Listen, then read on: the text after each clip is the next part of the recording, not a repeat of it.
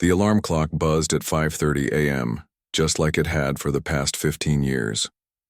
Linda rolled out of bed, her body aching from another 12-hour shift at the hospital. She had been working at Memorial General Hospital since she was 27 years old, and now at 42, she couldn't imagine doing anything else. The emergency room was her second home, and her colleagues were like family. As she got dressed in her familiar scrubs, Linda thought about the conversation she'd overheard yesterday. The hospital administrators had been talking in hushed voices about budget cuts and difficult decisions ahead. She pushed the worry away and focused on getting ready for work. Her two kids, 16-year-old Tom and 14-year-old Amy, were still sleeping. She left them a note reminding them to eat breakfast and lock the door before school. The drive to the hospital was quiet and peaceful. Linda always enjoyed these early morning moments before the chaos of the emergency room began. She pulled into the staff parking lot and noticed several administrator cars already there, which was unusual for this time of day. Something felt different, but she couldn't put her finger on what it was.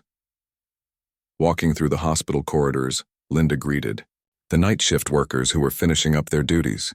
She had worked with most of them for years, and they all knew each other's families and personal struggles. The emergency room was her domain, and she took pride in being one of the most experienced nurses on the floor. As she checked her schedule for the day, Linda's supervisor, Mrs. Johnson, approached her with a serious expression.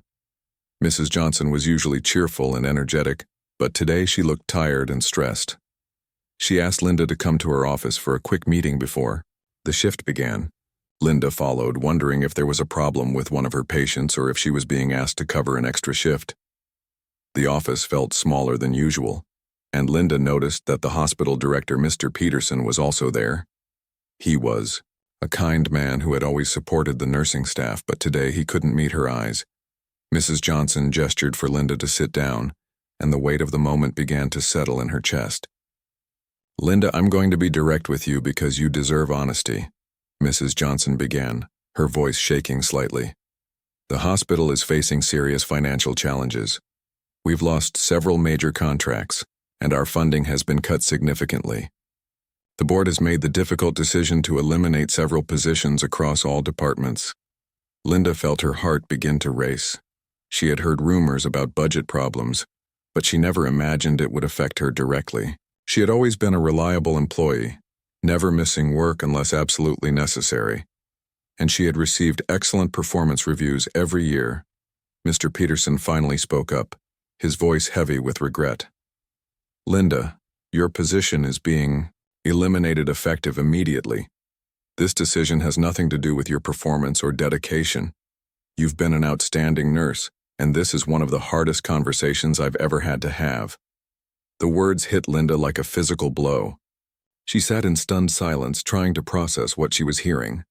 15 years of her life, countless lives saved, relationships built with patients and families, all of it was ending in a 5-minute conversation in a small office.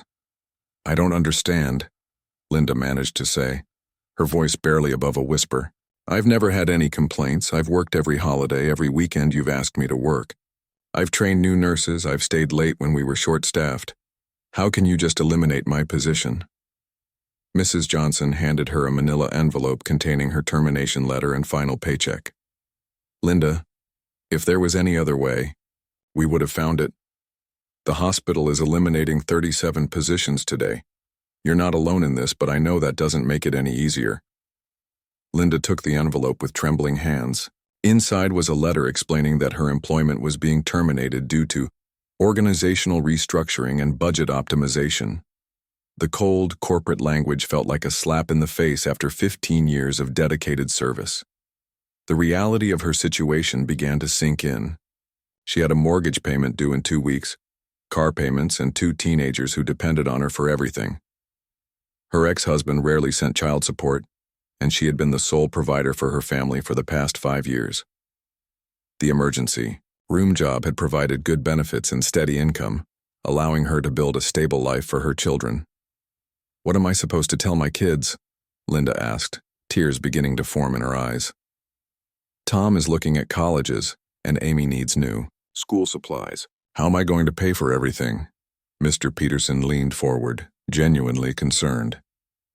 Linda, I've already spoken to the directors at City General and St. Luke's Hospital. They know you're available, and I've given you the strongest recommendations possible. Your skills and experience will be valued anywhere you go. But Linda knew the reality of the job market. Hospital positions were competitive, and with budget cuts happening everywhere, many facilities were reducing staff rather than hiring. She had friends who had been looking for nursing jobs for months without success. She stood up slowly, feeling much older than her 42 years. I need to clean out my locker and say goodbye to my patients, she said quietly. Walking back to the emergency room, Linda felt like she was in a dream. Her colleagues looked at her with sympathy and concern. Word traveled fast in hospitals, and everyone already knew what had happened. Some of her closest friends hugged her while others didn't know what to say. Cleaning out her locker was one of the hardest things she had ever done. 15 years of memories were packed into a small, cardboard box. Photos of her children, thank you cards from grateful patients, small gifts from colleagues, and her extra stethoscope that had saved countless lives.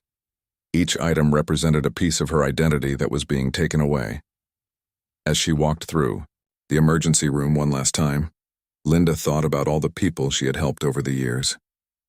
The car accident victims she had stabilized, the heart attack patients she had resuscitated, the frightened children she had comforted while their parents received treatment. This wasn't just a job for her, it was her calling, her purpose in life. The parking lot felt different as she loaded her belongings into her car. The hospital where she had spent more than a third of her life now felt foreign and unwelcoming. She sat in her car for a few minutes, trying to compose herself before driving home to break the news to her children. The drive home was a blur of emotions. Fear about the future, anger at the unfairness of the situation, and sadness about leaving behind the career she loved. Linda had always been a problem solver, but this felt like a problem without a solution. She pulled into her driveway and sat in the car, trying to figure out how to explain to her teenagers that their stable world was about to change dramatically. Little did Linda know that in less than 24 hours, her act of kindness toward a stranger would change everything in ways she could never have imagined. But for now, she was just a dedicated nurse who had lost everything she had worked for, wondering how she would rebuild her life from scratch. 24 hours had passed since Linda's world fell apart. She had barely slept, spending most of the night staring at the ceiling and worrying about bills, mortgage payments, and her children's future. The kids had taken the news better than expected, but she could see the worry in their eyes. Tom had quietly mentioned that maybe he should skip college and get a job instead, which broke Linda's heart even more. This morning, she had gotten dressed in her best interview outfit and driven across town to Riverside Medical Center. It was a smaller facility, but they had an opening in their emergency department. The interview had gone well enough, but the pay was significantly less than what she had been making, and they couldn't offer full-time hours right away. Linda tried to stay positive, but the mathematics were simple. Even if she got this job, it wouldn't be enough to cover all her expenses. Now she was driving home in the late afternoon, her mind racing with calculations and backup plans. The Aichio sky was getting darker by the minute, and thick storm clouds were rolling in from the west. She had taken the scenic route home through the mountains, partly because it was peaceful, and partly because she wasn't ready to face her children with more disappointing news. The first drops of rain began hitting her windshield just as she entered the winding mountain road. Within minutes, what started as a light drizzle turned into a heavy downpour. Linda slowed down and turned on her headlights, gripping the steering wheel tighter as the rain made visibility difficult. She had driven this road hundreds of times, but never in weather this bad. The radio was playing softly in the background, but Linda's thoughts were louder than the music. She was mentally going through her savings account, trying to figure out how long she could make the money last. Maybe she could pick up some shifts at a nursing home, or work at one of those urgent care clinics that were always looking for experienced nurses. Nothing would pay as well as the hospital job, but something was better than nothing. As she rounded a sharp curve, Linda's headlights caught something that made her heart stop. About 50 yards ahead, she could see the twisted metal of a car that had clearly gone off the road. The vehicle had crashed into a large oak tree, and steam was rising from under the crumpled hood. In weather like this, on a road this isolated, the driver could be in serious trouble. Linda immediately pulled over to the side of the road and put on her hazard lights. Her nurse training kicked in automatically. Assess the situation, ensure your own safety first, then help the victim. She grabbed her emergency medical kit from the back seat, something she had carried in every car she'd owned for the past 15 years. Most people thought she was overly cautious, but moments like this proved why preparation mattered. The rain was coming down so hard that she was soaked within seconds of getting out of her car. She carefully made her way down the small embankment to where the crashed vehicle sat. It was an expensive-looking black sedan, the kind that probably cost more than she made in a year. The front end was completely smashed, and she could see that the driver's side had taken the worst of the impact. As she approached the car, Linda could see a man slumped over the steering wheel. He appeared to be in his early 60s, well-dressed, in what looked like an expensive business suit. Blood was running down the side of his face from a gash on his forehead, and his breathing seemed shallow and irregular. Linda's professional instincts took over completely. She tried the driver's door, but it was jammed shut from the impact. The passenger door opened with some effort, allowing her to climb inside and get closer to the injured man. She immediately checked his pulse. It was weak but steady.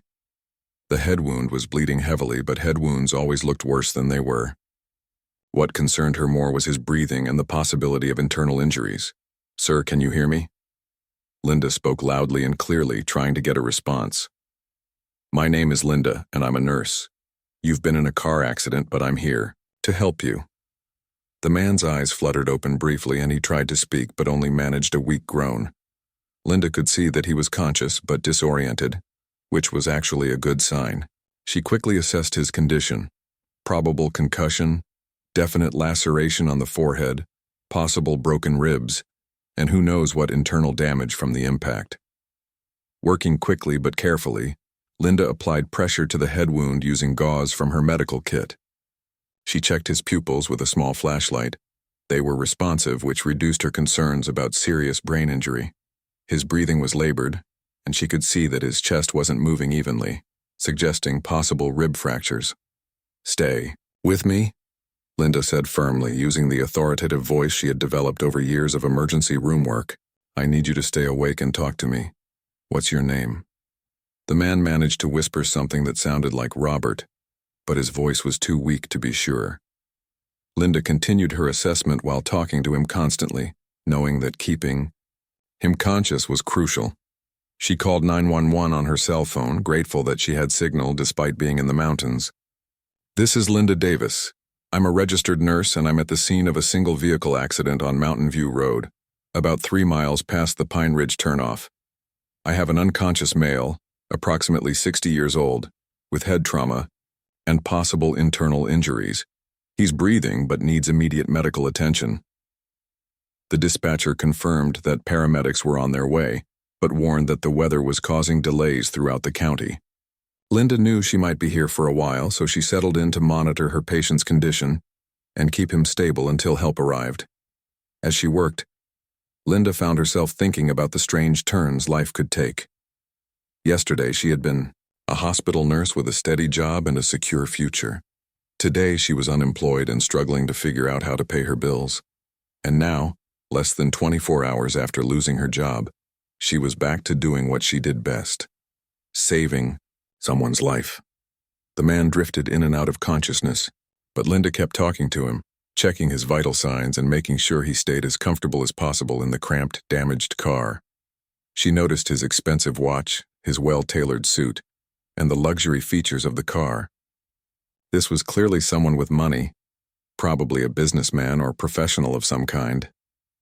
The rain continued to pound on the roof of the car, and Linda could hear thunder in the distance. She hoped the paramedics would arrive soon, not just for her patient's sake, but because being in a damaged car during a thunderstorm wasn't exactly safe. Still, she wasn't going anywhere until she knew this man was going to be okay. After what felt like hours but was probably only 30 minutes, Linda finally heard the sound of sirens approaching.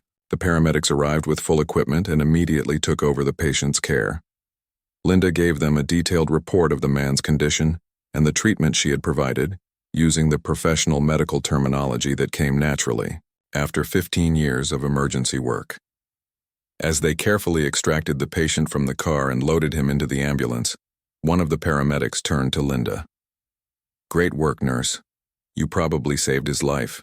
If he had been out here much longer in this weather, with those injuries, he might not have made it." Linda watched the ambulance disappear into the rainy night, its red lights fading in the distance. She climbed back into her own car, soaked and exhausted, but feeling something she hadn't felt in 24 hours, useful. For a brief moment, she had been exactly who she was meant to be, and it felt good to know that her skills and training had made a real difference in someone's life. As she drove the rest of the way home, Linda had no idea that the man she had just saved would soon change her life in ways she could never imagine. Linda woke up the next morning feeling like she had been hit by a truck. Her clothes were still damp from the rain, and every muscle in her body ached from crouching in that cramped car for so long. She had gotten home late the night before, told her kids about helping the accident victim, and then collapsed into bed without even changing her clothes. The adrenaline from the rescue had finally worn off, leaving her exhausted and sore. As she made coffee and tried to shake off the fatigue, Linda found herself wondering about the man from the accident. She hoped he was okay and that the paramedics had gotten him to the hospital in time. In all her years as a nurse, she had never encountered an accident victim outside of the hospital setting. It felt strange to save someone's life and then just walk away, not knowing what happened next. Her phone rang around 9 in the morning. Linda almost didn't answer because she didn't recognize the number, but something made her pick up. "Hello, is this Linda Davis?" The voice on the other end was professional and polite. "Yes, this is Linda. Who's calling?" "Ms. Davis, this is Janet Williams from Memorial General Hospital. I'm calling about the accident victim you helped yesterday evening. He's asking to speak with you." Linda was surprised. "Is he okay? I mean, how is he doing?" "He's stable and recovering well, thanks in large part to your quick thinking and medical care. Would it be possible for you to visit him today? He's quite insistent about thanking you personally." Linda hesitated. She had planned to spend the day job hunting and filling out applications online, but something about the request intrigued her. "I suppose I could stop by this afternoon." "What room is he in?" "Room 314 in the ICU. His name is Robert Mitchell. And Ms. Davis, he specifically asked me to tell you that he knows you used to work here." That caught Linda off guard. How did this stranger know about her previous job? She agreed to visit around 2 o'clock and hung up the phone, more curious than ever about the man she had rescued. The drive to Memorial General felt strange. Just 2 days ago, she had walked out of this hospital carrying her belongings in a cardboard box, never expecting to return so soon. As she parked in the visitor's lot instead of the employee parking area, the reality of her situation hit her, again. She was no longer part of this place. Walking through the familiar corridors toward the ICU, Linda ran into several of her former colleagues. They greeted her warmly and asked how she was doing, but she could see the pity in their eyes. Everyone knew about the layoffs, and everyone felt bad for the nurses who had lost their jobs. Linda tried to act like she was doing fine, but inside, she felt like a failure. Room 314 was at the end of the ICU hallway. Linda knocked softly and heard a voice telling her to come in. When she opened the door, she was surprised to see the man from the accident sitting up in bed, looking much better than she had expected. He had bandages on his forehead and his arm was in a sling, but his eyes were clear and alert. "You must be Linda," he said with a warm smile. "I'm Robert Mitchell. I believe I owe you my life." Linda walked over to his bedside, still feeling a bit awkward about the whole situation. "I'm just glad you're okay. You gave me quite a scare yesterday." Robert studied her face carefully. "The nurses here have been telling me about you. They say you used to work in the emergency department here. 15 years, they said." "That's right," Linda replied, wondering where this conversation was going. "Until 2 days ago, anyway." I heard about the layoffs, Robert said quietly. I'm sorry. I know how difficult that must be, especially after so many years of dedicated service. Linda was confused about how this stranger seemed to know so much about her situation, but she didn't want to seem rude by asking too many questions. It's been challenging, but I'll figure something out. The important thing is that you're going to be okay. Robert leaned forward slightly, wincing from the movement. Linda, can I ask you something? Why did you stop to help me yesterday? You could have just driven by like most people would have done, especially in that weather. The question caught Linda off guard. I don't know. I mean, I'm a nurse. It's what I do. I couldn't just leave someone hurt on the side of the road. Even though you had just lost your job, even though you had your own problems to worry about. Linda thought about it for a moment. My problems didn't disappear just because someone else needed help. If anything, helping you reminded me of why I became a nurse in the first place. Robert nodded slowly as if he was processing something important. The doctors tell me that if you hadn't stopped when you did, I probably wouldn't have made it. The head injury was more serious than it looked, and I was going into shock from internal bleeding. You literally saved my life. I just did what any trained medical professional would have done, Linda said modestly. But you weren't on duty, Robert pointed out. You weren't getting paid. You had no obligation to help a complete stranger, yet you risked your own safety in that storm to take care of someone you'd never met. Linda didn't know how to respond to that. She had never thought of her actions as particularly heroic. It just seemed like the right thing to do. Robert reached for a glass of water on his bedside table, and Linda noticed his expensive watch and wedding ring. Everything about him suggested wealth and success, from his manicured hands to the way he spoke. She was starting to wonder what he did for a living. Linda, I need to tell you something, Robert said after taking a sip of water. I wasn't just driving through the mountains yesterday. I was coming back from a business meeting in Pine Ridge. I own several businesses in this area. Linda nodded politely, still not sure why he was sharing this information with her. I own Mitchell Automotive Group, Robert continued. We have 12 car dealerships across 3 states. I also have investments in real estate, restaurants, and several other ventures.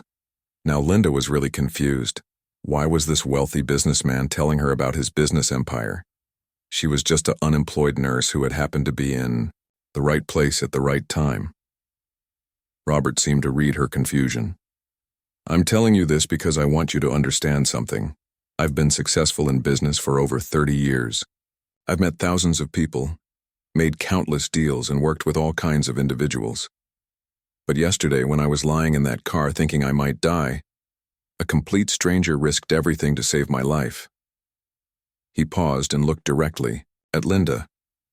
Do you know what the nurses here told me about you? They said you were one of the best emergency room nurses they'd ever worked with.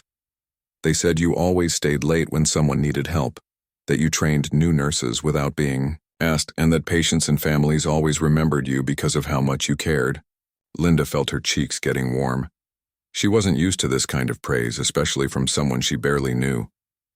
They also told me, Robert continued, that you've been supporting your elderly mother's medical bills on top of raising 2 teenagers by yourself. They told me you've never missed a day of work unless one of your children was sick, and that you've been sending money to your sister who's going through a difficult divorce. Linda was shocked. She had no idea that her colleagues knew so much about her personal life, and she certainly didn't expect them to share it with a patient. The point I'm trying to make, Robert said gently, is that character isn't something you can fake. When the chips are down, when everything is falling apart in your own life, your true nature shows through. Yesterday you showed me exactly who you are.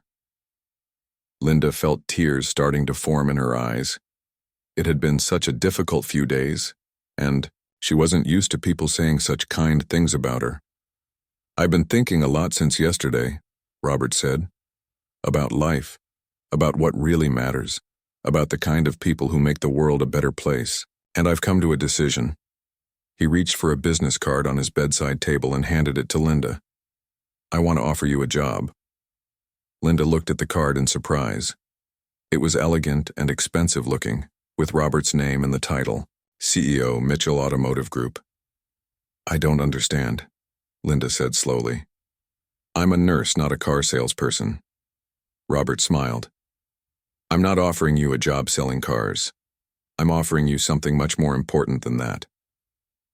Linda stared at the business card in her hands, reading Robert's name and title over and over again.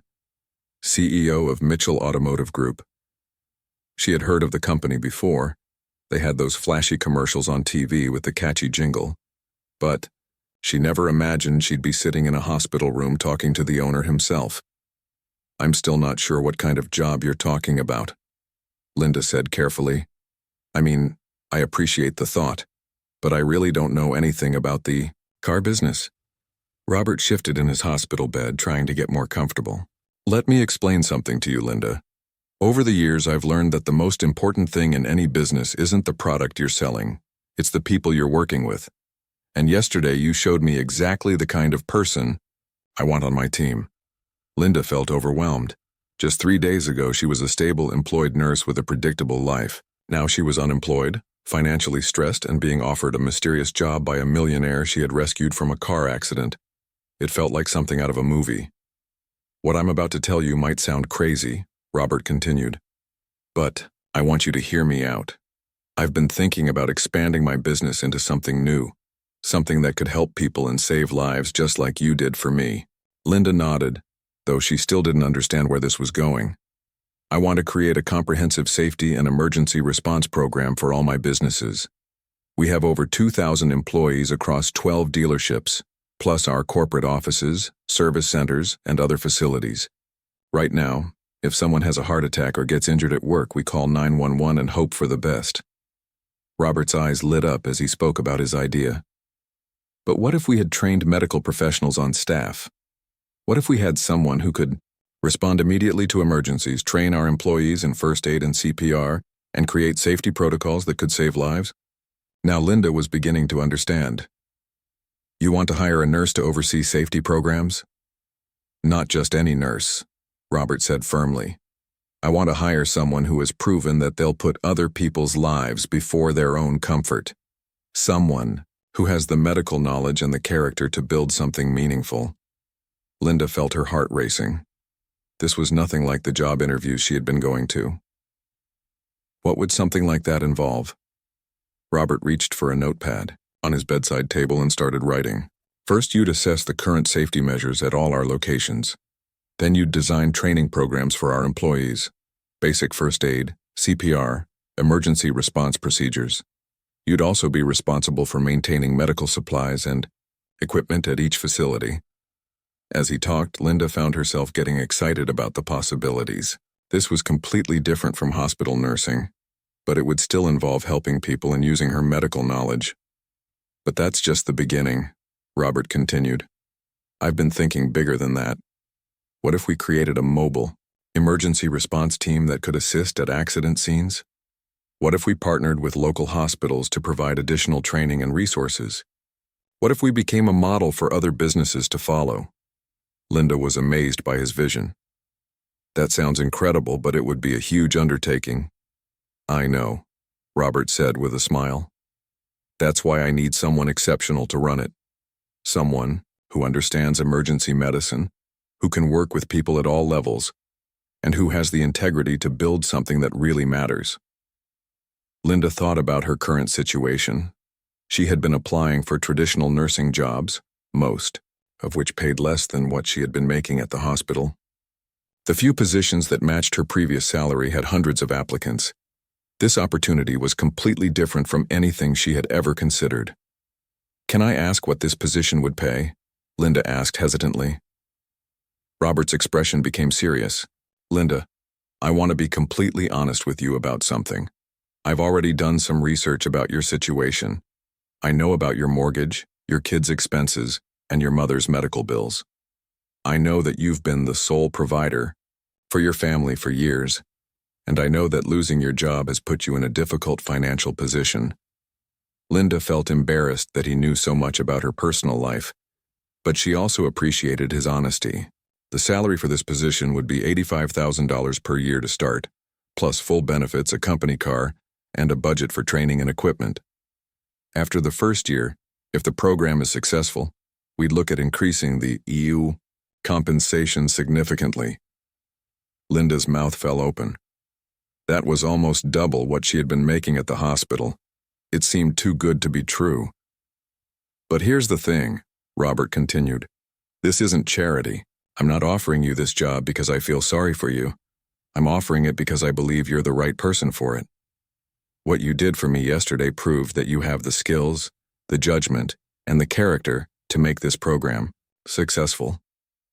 Linda felt tears welling up in her eyes again. I don't know what to say. Don't say anything yet, Robert said kindly. I want you to think about it. Go home, talk to your kids, and really consider whether this is something you want to do. It would be challenging work, and you'd be building something from scratch. But it would also be an opportunity to help people on a much larger scale than you ever could in a hospital? Linda wiped her eyes and tried to compose herself. When would you need an answer? Take your time, Robert said. But I hope you'll consider it seriously. I've been successful in business for a long time, and I've learned to recognize potential when I see it. You have something special, Linda, and I think this could be the opportunity you've been waiting for, even if you didn't know you were waiting for it. As Linda prepared to leave, Robert handed her another business card. This is my personal number. Call me when you've made your decision. And Linda, whatever you decide, I want you to know that meeting you has reminded me why I love what I do. It's not about the money or the success. It's about the people you meet along the way and the difference you can make in their lives. Linda left the hospital in a daze. She sat in her car in the parking lot for 20 minutes trying to process everything that had just happened. 3 days ago, she was a hospital nurse facing unemployment and financial ruin. Now she was being offered a job that could change her family's life forever. But more than that, she was being offered the chance to create something meaningful, something that could help people and save lives on a scale she had never imagined. It was scary and exciting at the same time. As she drove home, Linda thought about the strange way life worked sometimes. She had lost her job, which led to her being on that mountain road at exactly the right time to save Robert's life. And now, that random act of kindness was opening doors she never knew existed. She couldn't wait to talk to her kids about this opportunity. For the first time in days, Linda felt hope instead of fear about the future. Whatever happened next, she knew that saving Robert's life had been the most important thing she had ever done. Not just for him, but for her own family as well. The drive home felt different than any drive she had taken in years. Instead of worrying about bills and job applications, Linda found herself dreaming about the possibilities that lay ahead. Maybe, just maybe, the worst thing that had ever happened to her was about to become the best thing that had ever happened to her. Linda spent the entire evening talking with her kids about Robert's job offer. Tom and Amy couldn't believe what had happened. Their mom had gone from being unemployed to having an incredible opportunity, all because she stopped to help a stranger in the rain. They were excited about the possibility of financial stability and proud of their mother for being the kind of person who would risk her own safety to save someone else. After the kids went to bed, Linda sat at her kitchen table with a cup of coffee, thinking about everything that had happened in the past few days. She had Robert's business card in front of her, and she kept picking it up and putting it down again. The job offer seemed almost too good to be true, but she had seen the sincerity in Robert's eyes when he talked about it. She had already made up her mind to accept the position, but she was nervous about calling him. What if he had changed his mind? What if this was all some kind of elaborate joke? Linda shook her head, trying to push away the negative thoughts. Robert had seemed genuine, and she had nothing to lose by taking a chance on this opportunity. The next morning, Linda woke up with a sense of determination she hadn't felt in days. She was going to call Robert and accept his offer. But first, she wanted to clean the house and take care of some errands. She had been so focused on job hunting and worrying about money that she had let things slide around the house. Around noon, while she was doing laundry, Linda heard the sound of car engines outside. She looked out the window and froze. There were 4 beautiful, expensive-looking vehicles parked in her driveway. A sleek black SUV, a silver sedan, a red sports car, and a white pickup truck. All of them looked brand new and incredibly expensive. Linda's first thought was that someone had made a mistake. Maybe they were lost, or maybe they were visiting her neighbors and had parked in the wrong driveway. She wiped her hands on a dish towel and walked to the front door to see what was going on. As she opened the door, she saw Robert getting out of the black SUV. He was using a walking cane and moving slowly, but he was smiling broadly. Behind him, a well-dressed woman was getting out of the passenger seat, carrying what looked like a folder full of documents. "Robert?" Linda called out, completely confused. "What are you doing here, and whose cars are these?" Robert made his way slowly up her driveway, still smiling. "Hello, Linda. I hope you don't mind us dropping by unannounced. This is my assistant, Patricia. We brought you something." Linda looked at the 4 vehicles again, then back at Robert. "I don't understand. What's going on?" Patricia stepped forward and handed Linda the folder. "Ms. Davis, these are the titles and registration papers for all 4 vehicles. They're yours, completely paid for with full insurance coverage for the next 3 years." Linda stared at the papers in her hands, not comprehending what she was hearing. "Mine? What do you mean they're mine?" Robert leaned on his cane and pointed to each vehicle. "The SUV is for your family. It's safe, reliable, and has room for everyone. The sedan is for your daily commuting and professional use. The pickup truck is practical for when you need to haul equipment or supplies. And the sports car," he paused with a grin, "well, that one's just for fun. Everyone deserves a little fun in their life." Linda felt like she was dreaming. "Robert, I can't accept this. This is too much. These cars must be worth hundreds of thousands of dollars." "Actually," Robert said matter-of-factly, "they're worth about $250,000 total, but that's not the point. The point is that yesterday you saved my life without expecting anything in return. You risked your own safety in a dangerous storm to help a complete stranger. This is just my way of saying thank you." Tom and Amy had heard the commotion and came outside to see what was happening. Their eyes went wide when they saw the cars and realized what was going on. "But there's more," Robert continued, reaching into his jacket pocket. He pulled out an official-looking envelope and handed it to Linda. "This is your formal job offer and contract. The position is Director of Emergency Response and Safety for Mitchell Automotive Group. The starting salary is $100,000 per year, not $85,000 like I mentioned yesterday.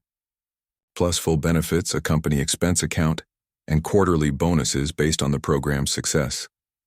Linda's hands were shaking as she opened the envelope. The contract was real, printed on expensive letterhead with official signatures and everything. This wasn't a dream or a joke, it was actually happening. "I still can't believe this," Linda said, tears streaming down her face. "3 days ago I lost everything. And now you're getting a fresh start," Robert said gently. "But Linda, I want you to understand something important. This isn't charity and it's not just gratitude. I've spent the last 2 days making phone calls and doing research about you. I spoke with your former colleagues, your supervisors, and even some of the patients you treated over the years." Patricia opened her own folder and began reading. "In 15 years at Memorial General Hospital, you received 0 complaints and 47 written commendations from patients and families. You trained 38 new nurses, many of whom credit you with helping them become successful in their careers. You volunteered for every holiday shift when other nurses wanted to be with their families. You organized the hospital's first CPR training program for non-medical staff." Linda had never heard all of her accomplishments listed out like that. She had just been doing her job, or at least that's how she had always thought of it. Robert stepped closer. "Linda, you didn't just save my life that night on the mountain. You reminded me what real character looks like. In a world where most people are focused on themselves, you risked everything to help someone you'd never met. That's the kind of person I want leading my safety program." Amy tugged on Linda's sleeve. "Mom, does this mean we don't have to worry about money anymore?" Linda knelt down and hugged both of her children. "It means a lot of things are going to change for the better, sweetheart." Tom was still staring at the sports car. "Is that really ours? I mean, Am I going to be able to drive that when I turn 18? Robert laughed. That depends on whether your mother thinks you're responsible enough. But yes, it belongs to your family now. Linda stood up and looked at Robert with overwhelming gratitude. I don't know how to thank you for this. It's more than I ever dreamed possible. You don't need to thank me, Robert said. You've already done more for me than you'll ever know. That night in the rain, when you could have just driven by, you stopped.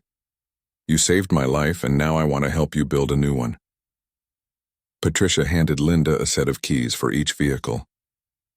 Mr. Mitchell has also arranged for your first assignment. Next week, you'll be visiting our corporate headquarters to begin developing the safety program. You'll have a full team to work with and unlimited resources to create something amazing. As Linda held the keys in her hands, she thought about how quickly life could change. One moment of kindness, one decision to help a stranger had transformed everything. She was no longer an unemployed nurse struggling to pay bills. She was the director of emergency response and safety for a major company, with a salary that would allow her to provide for her family and even help her mother and sister. But more than the money or the cars, Linda was excited about the work itself. She would be creating programs that could save lives, training people to respond to emergencies, and making workplaces safer for thousands of employees. It was a chance to make a difference on a scale she had never imagined possible. When do I start? Linda asked, finally finding her voice. Robert smiled. Congratulations, Linda, you already have.